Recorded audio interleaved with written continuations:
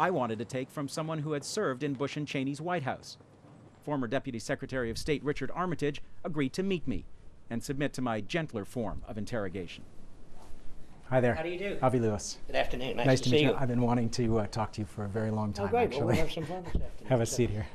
Did the United States torture people during the Bush administration? These reports of waterboard have been acknowledged, and as far as I'm concerned, that's torture. You were in the administration at the time? Yes, I was in the administration. You knew that there was waterboarding going on? No, I did not. If torture is against the law, Well, and you say that the United States tortured, waterboarding specifically, that that's a crime and surely it should be prosecuted. You're using terms like surely this and surely that. I happen to prefer the formulation used by our president, where he says that he's much more interested in reconciliation and correction of these problems. He wants to be a forward-looking man, and that's where I am.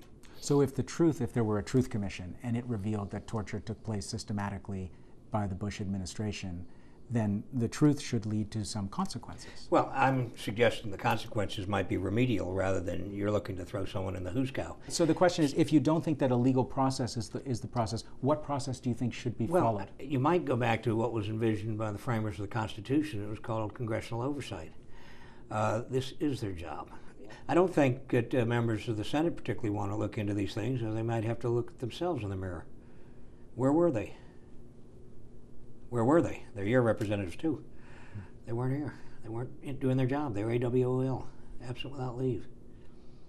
While Richard Armitage insists that he knew nothing about torture at the time, he did tell me that he and Colin Powell, his boss at the State Department, lost a major battle within the administration over whether or not the Geneva Conventions applied to the so-called war on terror.